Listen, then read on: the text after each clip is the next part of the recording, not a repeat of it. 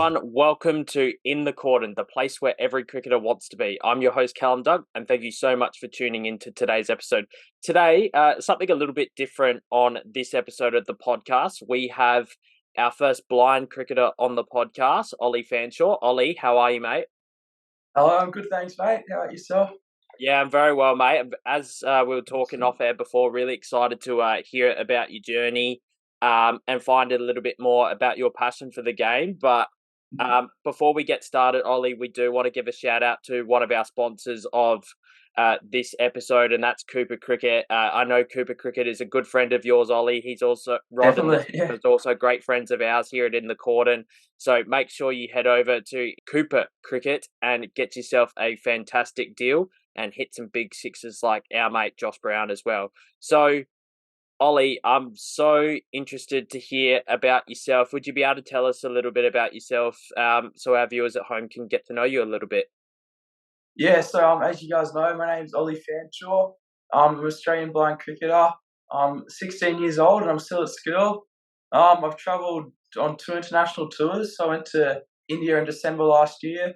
And then maybe 3 months ago in August, I went away to England with the Australian blind cricket team. So yeah, it's been a huge honour doing that. And it's pretty special. Absolutely, mate. And you're only 16 years old, so that just makes your Yeah. achievements so far even more impressive. And I'm sure as you continue to play the game, there will be more international honours for yourself. Ollie, I just want to ask, what drew you to the sport of cricket and how did you first get involved? Oh, my brother and my dad and my grandpa were always a good cricketer. Like dad and grandpa had a little pitch in the backyard when they were younger, and they used to play every day. Then my big brother played MSW cricket, and he was pretty alright. So I sort of had to play it as well. And even my sister played, so it was sort of a family thing.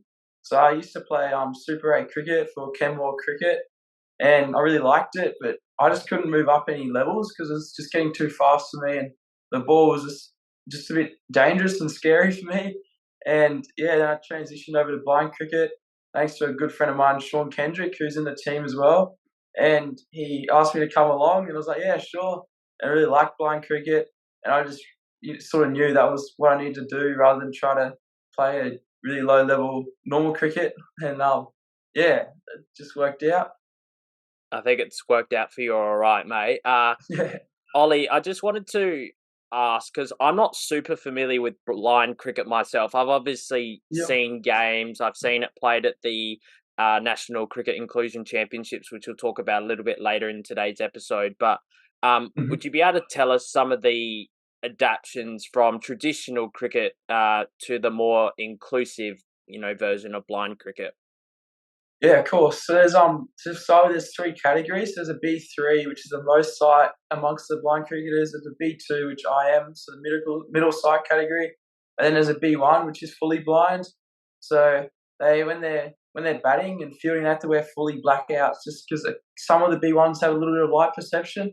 Then all the others can see enough. So yeah. So as far as bowling, we actually bowl underarm, and the ball has to bounce once before halfway and then once after. So that's quite a bit different, but he still can bowl pretty quick, like upwards of 100 kilometers an hour.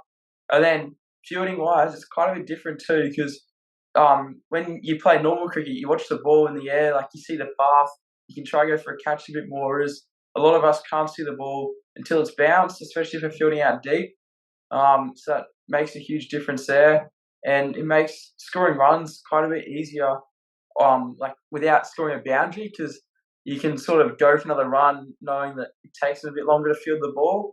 And then the other thing is, like, sort of the keeping isn't just keeping, you're actually navigating quite a few of the players. So it comes off the bat and covers, like, it's going out there so people can start heading towards the ball and getting ready for it. Yeah, that's a fantastic insight, mate. And it would be great to see you play. And I'm sure when it comes around to January with the National Inclusion Yeah. Championships, we'll certainly see you in action, and our viewers at home can understand how you play the game and have an appreciation for your type of skill set as well, because your skill set is quite different to traditional cricket, but it still Yeah, allows you to play the especially, game that you I love. forgot to mention the shots. Like, Please we're do, doing a lot mate. of Go ahead. sweeping. Yeah, so we do quite a bit of sweeping. So our bat horizontal to the ground and sort of run it along there because we sort of just get a lot more surface area, especially if we're not seeing the ball super well. It's a lot easier to hit the ball like that. And then there are your traditional sort of drive shots, but just none of the like no cut shots, just all that sort of stuff. Just how the ball is like mostly on the ground. Yeah. Well, you must be a good sweeper. Maybe you can go and teach the Australian batsmen how to sweep in the subcontinent, unlike how their efforts in Delhi back earlier in the year. But Ollie, I just wanted to ask. There's obviously a lot of challenges with playing blind cricket, and traditional cricket is a game that just so much relies on the visual cues. You're looking for, when you're, facing up, I'm looking for which way the ball's going to swing. Where's the rough side? Where's the shiny side? But you guys don't have the same sort of access to those skills as us normal, players, traditional players. So what are some of the things that you do to, I suppose, pick up on some of those cues? I know there's obviously sounds in the ball that really help you guys as well. So would you be able to explain a little bit more about that, please, mate? Yeah, well, the big thing is just having the reaction time. So sort of practicing with even things up close. So having people bowl close to you, or I got a training aid called the Pitch It Up, and I can set it up pretty close to me and have it firing balls at me from close. So I'm getting ready to just go, okay, snap, as a like playing some drives, that sort of thing. So I'm ready to hit it without seeing it that whole way along. So that's a big one that helps me.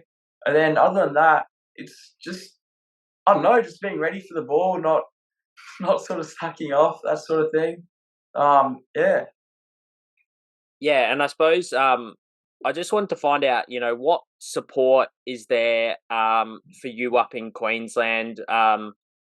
In South Australia, we've got our Inclusive Academy, which includes the deaf, the blind, and the intellectual disability cricketers as well. So, what sort of accommodations are there to support you up in Queensland? Because inclusive cricket is certainly growing in Queensland from, according to what Emma tells me, Pitch It Up. Yeah, it definitely is.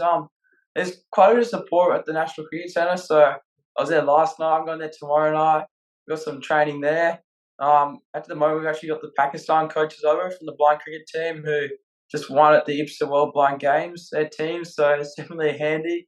So there's quite a bit of funding from our local club who do a lot of fundraising for us. It's Queensland Blind Cricket Association. And they help us out a lot. They organise games for us on the weekends. We had it South Australia up a couple months ago, and we're going down to Victoria too. So they do a lot of work there. No, it's fantastic, mate, and it's great to see everyone getting around inclusive sport. It's becoming such a growing sector of our game, and it's fantastic that it's getting some more funding and fundraising, from members of the community. I just wanted to talk to you about Cooper Cricket. Cooper Cricket have been a supporter of ours since the pretty early days, and we're very thankful for their support. But they've also been able to support you and your game. Would you be able to tell us about the special cricket bats that they've made for you and how you've worked closely with them? Yeah, so as I was saying earlier, with our drives, the ball's on the ground, so it's always as if you're playing a Yorker the whole time. So you sort of can understand like the stress that's going on your bat, and especially on the toe, like the bottom 6 inches of your bat is just such a big weak point. But Cooper Cricket's been able to put a hard toe, which is a 2-part epoxy resin on there, and it sets on and actually chemically bonds to the timber, so it doesn't just come off. You have to sand it off rather than a traditional toe guard or something like that, shoe glue. Whereas you can peel that off. So this actually bonds the timber together, keeps it there, and I'm able to just keep playing with them. Like, I don't know, I used to bring the cricket bat into the shop maybe literally every week. Like, I'll just have the toe guard fall off with the shoe glue and cracks going up. And yeah, it wasn't good. And now I just use it for seasons. So I'm very happy with that. And the performance. And the other thing is we've taken quite a bit of weight out of the spine, like at the shoulder, just because we don't need the weight up there. Just with the like how the ball comes to us, it's not putting a lot of stress up there. So definitely makes it a lot easier to hit the ball with the lighter bat with our reaction times, because if I'm not seeing it till late, need to be able to quickly, play a shot, that sort of thing. So it's definitely been very special, and to have them make the first blind cricket bat to help me and the whole blind cricket team, it's been very special. No, that's fantastic, mate. The guys at Cooper Cricket are certainly doing some good work, and I'm Totally. sure you'll be using their bats for many years to come. Ollie, I just wanted to ask you about some of your, most memorable moments, playing cricket. You've had the honour of representing your country. You've had the honour of representing your state as well. Is there a particular moment that stands out for you as this is fantastic, but at the same time, what are some challenging moments that you faced as well? Yeah, so this is a bit of a double. Both the answers are the same, but so when I was in India, I didn't get to play at all. I was just 12th man for one game, and then nothing for all the other games. And there was one game I was 12th man, and someone had a bit of a stitch. They got a ball to the chest. They didn't quite see it, so I went on for an over, and I feel like it really made an impact. Like I was running in, backing up. It was near the end of the game. People were getting down a bit, and I just felt a spark in me then, like to want to chase that dream to play for Australia and be able to give the team that support and sort of get everyone moving again, like from a slow time. And then I just came in with my energy and was backing the ball up from the boundary to the stumps, that sort of thing. Like I think I made a difference. And then the other question, what hasn't been so good was also that. So being, not like I went away for 2 trips internationally. I still made my debut, but it's just how it is in international cricket, even state level cricket for a lot of normal cricketers. So yeah, that's what I think. Yeah, well, I think there'll be certainly many opportunities for you, Mm. Ollie, as you're only 16, and I think you've got a very bright future ahead of you in the game. Ollie, I just wanted to ask, what are some of your fondest memories playing for Queensland? Is there a particular, innings that you remember with the bat or with the ball? Um, and what was the emotions and what was the feelings like? Yeah, so what was it? A year and a little bit ago, I went down to South Australia, and I was sort of getting a ride at playing cricket then, and I scored 79 not out. I think then the person I was batting with scored 78 not out. Then they retired us just because we still want to give some other people a go. So it was about what's that, 160 run partnership. So that was sort of when I got my eyes on the selectors, I think, and I got invited to a camp then, and yeah, that sort of is my biggest memory there.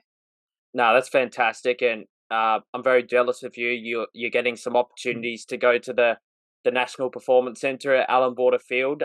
Tell us Yeah. about some of the experiences that you've had up there, mate.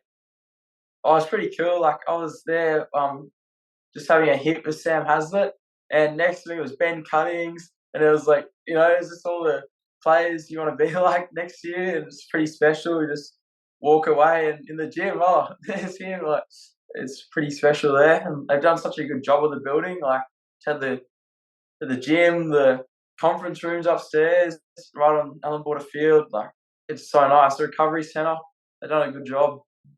No, that's fantastic, and I've seen some videos of you in the nets with Sammy Hazlitt. We'll hope to get him Yeah, on the podcast later in the summer. But that'd be um, good.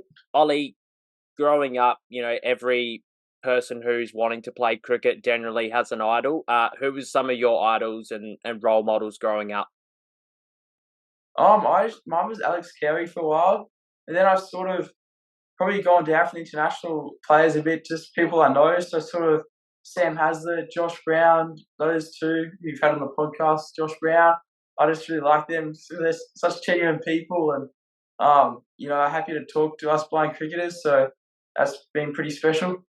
No, that's fantastic, mate.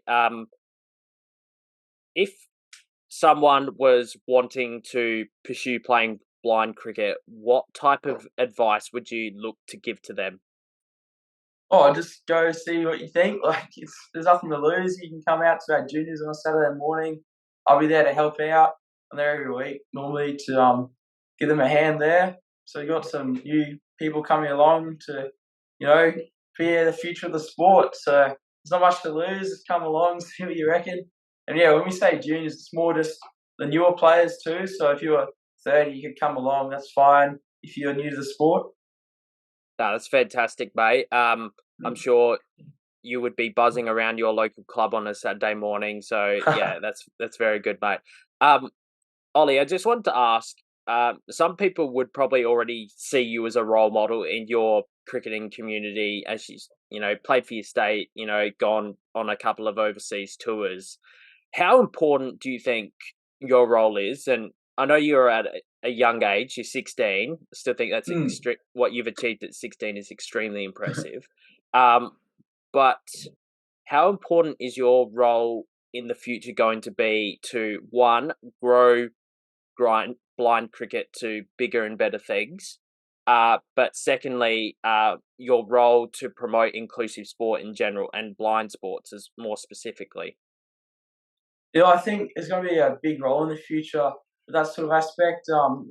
Obviously the mentoring side of things, the coaching, and even the captaining, or even just the experience if you're not in the leadership team. But yeah, I think we've sort of got a, quite a young team, and then a gap, and then an older bit of the team who will probably not have a lot of tours left that side, which is mainly where our leadership is.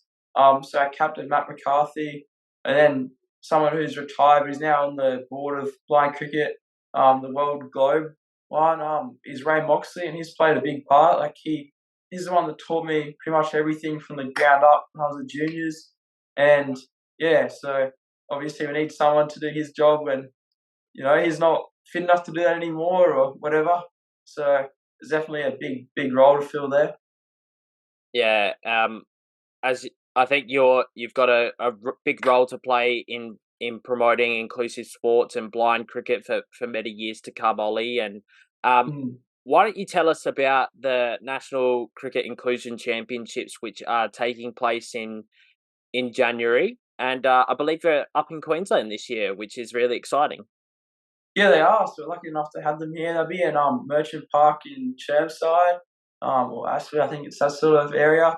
So if you're free, you can come along. If not, it'll be I think on the Cricket Australia's YouTube channel. I'm not exactly sure on the dates, but hopefully we can get them up here. So yeah, it's pretty much our Sheffield Shield of cricket almost, but combined into 4 or 5 days. Yeah, so all the teams come together. There's even a couple of women's exhibition matches. So unfortunately, we don't quite have enough teams to have a full women's competition like nationally to have 6 teams of 20 people. But we can have a few games just between 2 or 3 teams for them. So that'd be pretty cool to have them come along. Yeah, it's certainly a fantastic tournament, and I was involved Mm. with the competition back in 2018, being a coach for the South Australian Intellectual Disability team. So we went on to win that title that year, which was something truly Wow. special to be a part of. So yeah, I certainly have a great appreciation for the tournament and the opportunities that it provides for cricketers who are wanting to represent their state. So yeah, it's fantastic, and I'm sure you'll be in the runs and the wickets when the tournament comes around in January, mate. Hopefully, yeah. Ollie, your beloved Brisbane Heat are about to kick off their Big Bash campaign as we talk tonight. So uh, Yep. who should we be looking out for, and who's going to take out the title in BBL 13? Oh, the Heat. It Just was a look for stupid them, I question, reckon. wasn't it? I got a couple signed shirts up there, so Nah, that's yeah. fantastic, mate. But Ollie, I just want to say it's been an absolute privilege to have you on the podcast. I've really enjoyed our chat this evening, and I certainly will be looking out for you in the years to come when there's the inclusive championships next January, and I'm sure that Australian cap will be very, very close within very close reach, mate. So well done on what you have Yeah, achieved thank you so so much for far. having me. Thank you so Not much for having me, and hopefully everyone learnt a bit. I certainly learnt a Yeah. lot, mate. So it was great to get your insights, and hopefully we'll get you on the podcast in the future to talk about some of your future adventures. But thank you so much Yeah, for awesome. watching In the Cordon at home. Please ensure that you follow us on all of your social media pages and stay tuned for our next episode. Cheers.